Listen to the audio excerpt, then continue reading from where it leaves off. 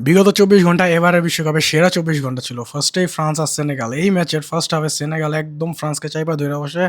আর first হাফে France তেমন কিছু করতে পারেনি। বরঞ্চ সেনেগাল বারবার অ্যাটাক দিয়ে যেতেছিল। অলমোস্ট একটা মিস চান্স ছিল যেটা থেকে গোল হয়ে যেতে পারত। পরে ফ্রান্স যখন ড্রেসিং রুমে যায়, দেখে ওর বেল্ট বের করে। বেল্ট বের করে বলে যে, "আমার শুধু নরমাল উইন দিয়ে হবে না, আমার স্টেটমেন্ট লাগবে। দুনিয়াকে দেখাইতে হবে যে কেন আমাকে সবাই ভয় পাবে। এই ফ্রান্স টিমকে যেন সবাই ভয় পায়। এমন একটা পারফরম্যান্স দিয়ে আসো।"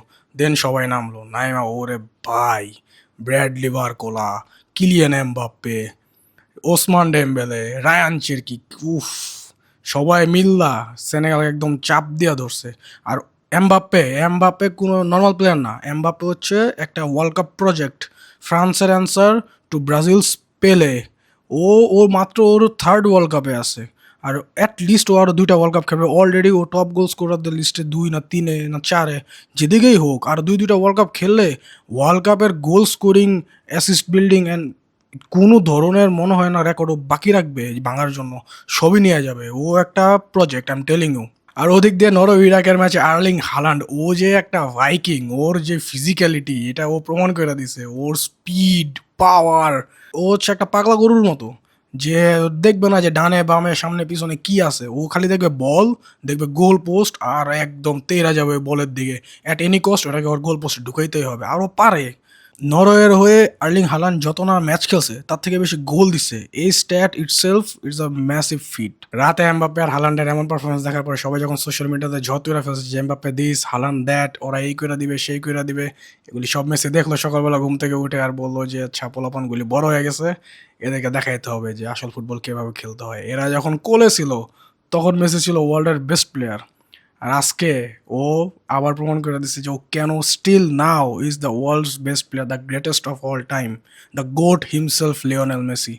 ওর পাসিং কম্পাস দিয়ে মাপা প্রিসিশন পাসিং ছিল। আর ডি বক্সের বাইরে থেকে শুট করে দুইটা goal at the age of 38, that's insane. ওর আর্জেন্টিনা টিমে ওর কোনো ফিক্স পজিশন নাই মনে হয়। ও স্ট্রাইকে ছিল, ও মিডফিল্ডে ছিল, ও ইভেন ডিফেন্সে যা ট্যাকেল দিছে, ও সব জায়গায় he was in all over the place. আর আর্জেন্টিনার বাকি প্লেয়ারগুলো একদম টপ পারফরমেন্স দিচ্ছে। Rodrigo De Paul, Mac Allister, Enzo Fernandez, Lisandro Martinez, সবাই। আর রদ্রিগো ডিপলের ব্যাপারে আলাদা করে বলতে হয়, ও যে ওয়ার্ক রেটটা দিছে মাঠে এটা দেখে বলার কোনো উপায় নাই যে ও MLS এ খেলে।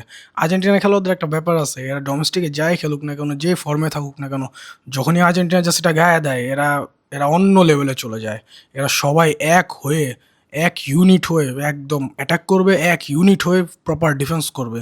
It's a proper team. আর আমরা সবাই ফ্রান্সকে, স্পেনকে, পর্তুগালকে, ইংল্যান্ডে কত কিছু ভাইবা রাখছি। আর্জেন্টিনার যেই পজিশনাল ফ্লুইডিটি, আর্জেন্টিনার যে ব্যালেন্স, আর্জেন্টিনার মতো প্রপার টিম না ফ্রান্স, না স্পেন, না পর্তুগাল এরকমের গুছানো টিম অন্য কারো নাই। আর আর্জেন্টিনা ওরা মজা করতে নামে নাই, ওরা আসলেই ব্যাক টু ব্যাক ট্রফির জন্য নামছে। They are coming for it and world must be prepared. Lionel Messi is here to make a statement. আর একজন নন মেসি ফ্যান হিসেবে এই খেলা দেখে আমি তো একদম অবাক হয়ে গেছি। তো চিন্তা করো, যারা লাইফ লং মেসি ফ্যান তারা এই যে একবার ওয়ার্ল্ড কাপ নেওয়ার পরে দ্বিতীয়বার ওয়ার্ল্ড কাপের ফার্স্ট ম্যাচে যখন দেখবে তাদের টিম প্রপার চ্যাম্পিয়ন টিমের মতো খেলতেছে, চোখে চোখ তাকিয়ে একদম ডোমিনেট করে বিপক্ষ টিমকে উড়ে দিতেছে, তো এই আর্জেন্টিনা টিমকে থামানো খুবই কষ্ট। এবার আর্জেন্টিনা আসলেই অনেক দূর পর্যন্ত যেতেছে, if not the whole thing.